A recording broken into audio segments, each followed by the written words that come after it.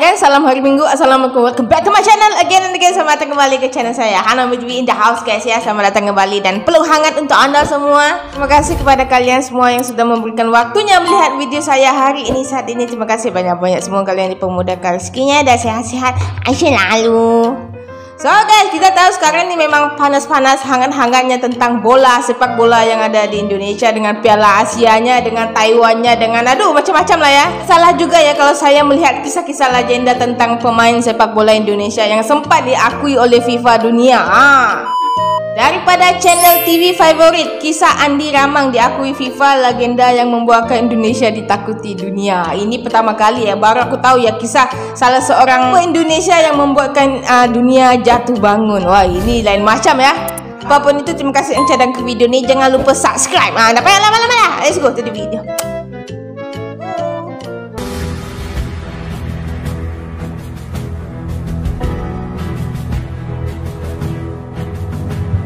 Ini legenda sepak bola Indonesia ya.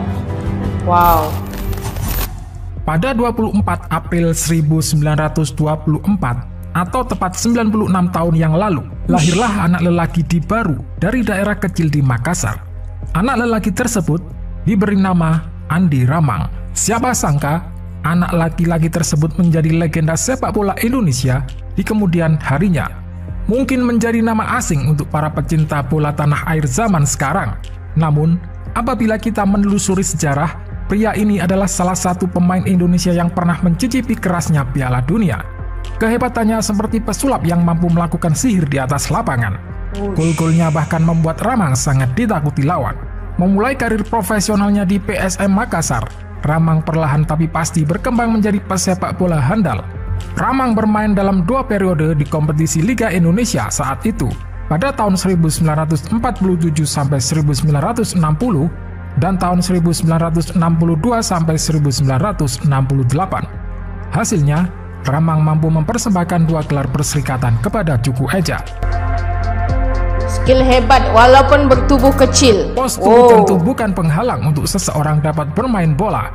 Banyak pemain top Eropa bertubuh kecil tapi memiliki skill jempolan. Begitu juga dengan pemain ini.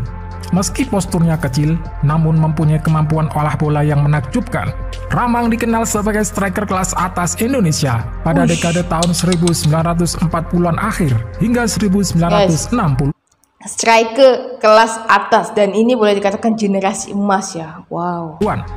Andi Ramang dikenal memiliki kemampuan tendangan yang keras dan akurat, dan punya kecepatan di atas rata-rata. Suatu ketika, saat Indonesia bermain di Olimpiade di Australia, pemain Uni Soviet harus mengawal Ramang dengan 2-4 pemain untuk dapat menghentikannya. Selain jago dalam melewati lawan, dirinya juga sering sekali menciptakan gol akrobatik dengan salto. Karena hal tersebutlah, tubuh kecil Ramang tidak menjadi sebuah kelemahan saat bermain sepak bola. One man, one club. Tidak banyak pemain yang mampu bertahan dalam satu klub sepak bola. Pengaruh uang dan prestasi tentu menjadi godaan terbesar untuk pemain pergi. Namun, hal tersebut tidak terjadi kepada Ramang yang selalu setia dengan PSM Makassar. Sejumlah tawaran besar bahkan dengan berani ditolak untuk tetap berseragam merah. Hampir 21 tahun, Ramang bermain untuk tim tersebut. Sudah banyak prestasi yang ditorehkan. Setia ya dia ya. Dari mulai juara di era perserikatan, top skor, dan bahkan menjadi pemain terbaik. Kehebatan Ramang untuk bertahan pada satu tim tentunya hanya dimiliki oleh segelintir pemain saja. Kehebatan Ramang tentu tidak hanya saat di klub saja. Pasalnya, pemain ini juga menjadi andalan timnas Indonesia saat pertandingan internasional. Kalau tidak salah kan, PSM Makassar ini dia tercatat sebagai salah satu klub paling tua di Indonesia. Nah, kalau aku tidak salah ya, nanti kamu komen di bawah. Di tengah ketidakstabilan pasca merdeka sepak bola Indonesia berkembang pesat, tahun 60-70-an, kiblat olahraga ini berada di Indonesia. Kehebatan Ramang dan rekan-rekan membuat negara Indonesia sangat disegani. Dan pada saat itu, Ramang hadir sebagai aktor yang sering menentukan hasil lewat gol-golnya. Tercatat, saat timnas menjalani partai internasional, dirinya jarang terlewat untuk menceploskan bola ke dalam jala musuhnya. Ramang pernah bermain di Piala Dunia 1934. Kala itu, Indonesia masih bernama Hindia Belanda. Tetapi, karir profesionalnya di timnas Indonesia dimulai tahun 1953. Berkat dirinya, Indonesia disematkan dengan status macan Asia. Karena dalam sebuah tur ke Asia Timur pada tahun 1953, Indonesia mampu memenangkan 5 dari 6 laga yang dipertandingkan, hanya kalah sekali dari Korea Selatan. Menariknya, Ramang mencetak 19 gol dari total 25 gol Indonesia di ke-6 pertandingan. Oke, ini aku nggak tahu, aku boleh katakan ini monster, the real monster ya untuk generasi sepak bola. Wih, 19 gol daripada 25. Wih, kisah sukses Ramang di timnas Indonesia tak berhenti di situ. Dirinya hampir membawa Indonesia ke Piala Dunia 1958 setelah 2 golnya menyingkirkan Tiongkok dengan skor agregat 4-3 di babak kualifikasi. Indonesia kemudian melaju ke putaran kedua kualifikasi dan tergabung dengan Sudan, Israel, dan Mesir. Sayang, Indonesia mengundurkan diri lantaran enggan bertanding melawan Israel karena alasan politik. Jika menjadi juara grup, Ramang dan kawan-kawan akan lolos ke Swedia untuk melakoni debut Piala Dunia dengan nama Indonesia. Selain itu, pada tahun 1959, Ramang turut menginspirasi kesuksesan Indonesia menahan imbang Jerman Timur 2-2 dalam sebuah laga persahabatan di Jakarta. Puncak karir profesionalnya di timnas Indonesia terjadi pada tahun 1960. Kala itu, Ramang menjadi bagian dari tim Merah Putih menghadapi Uni Soviet di babak perempat final ajang Olimpiade. Saat itu, Ramang harus berhadapan dengan kiper terbaik dunia saat itu, Lev Yashin. Kiper terbaik sepanjang masa sepak bola dunia itu kemudian terpana melihat aksi Ramang yang hampir menjebol gawangnya. Pada pertandingan tersebut, Indonesia harus puas dengan skor imbang. Merinding aku ya. Setelah Uni Soviet tahu siapa sosok sesungguhnya di balik nomor punggung 11 timnas Indonesia, mereka lantas memberikan penjagaan di partai ulangan. Pada akhirnya, Indonesia yang saat itu dilatih pelatih legendaris Antoni Pokacinik terpaksa takluk 0-4 sehingga gagal melaju ke semifinal Olimpiade. Timnas Indonesia di Melbourne dikenang FIFA. Berita kehebatan Ramang tidak hanya terdengar di daerah Indonesia dan sekitarnya saja. Pada tahun 2012, secara mengejutkan FIFA sebagai induk terbesar sepak bola dunia mengeluarkan artikel membahas pemain ini.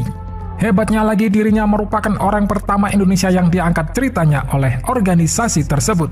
Pada situs resmi FIFA, kisah Ramang diberi judul Orang Indonesia yang menginspirasi puncak sukses tahun 1950-an. FIFA mengucapkan kegemangan Ramang ketika memperkuat tim Merah Putih di Olimpiade Melbourne 1956 serta Piala Dunia 1938 dengan masih bernama Hindia Belanda. Dalam unggahan tersebut, FIFA menceritakan bagaimana kehebatan Ramang yang disebut mampu membawa Indonesia meraih banyak kemenangan. Hal ini tentu suatu yang membanggakan karena jauh sebelum sepak bola kita maju seperti sekarang ini, negara kita sudah diakui oleh dunia. Woi, gila Jo. Dia real macan Asia ya. Namun sayang, kisah gemilang Ramang di dunia sepak bola tidak semanis nasibnya kehidupan sehari-hari karena jerat kemiskinan harus dipikulnya. Apalagi kasus suap yang kesor dengan sebutan skandal Senayan 1962 yang menyeret namanya membuat Ramang dilarang bermain untuk timnas Indonesia seumur hidup dan nasibnya terus terpuruk. Setelah itu, Ramang sempat berkarir menjadi pelatih PSM dan Persipal Palu, namun tersingkir secara perlahan akibat tidak memiliki sertifikat kepelatihan.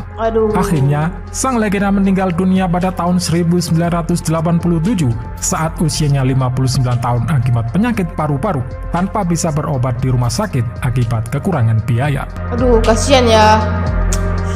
Legenda disia-siakan nih. Duh, sayang. So guys, kisah Andi Ramang yang kami warga Malaysia sendiri baru tahu betul-betul menginspirasikan ya pada pemain sepak bola untuk musim sekarang ini. Apalagi dia punya, dan apa yang paling aku syok tuh ialah dia punya prestasi cukup luar biasa sampai pemain negara lain pun takut untuk menghadapi Indonesia pada saat itu. Wah, kita tahu sebenarnya banyak pihak yang mahu kalau generasi emas seperti begini lahir kembali. Oi, anyway guys, terima kasih tengokkan video ini. Yang sampai juga terima kasih banyak-banyak. Kalau ada rezeki, kita jumpa di next video macam biasa. Assalamualaikum, thank you and I love you. Bye bye.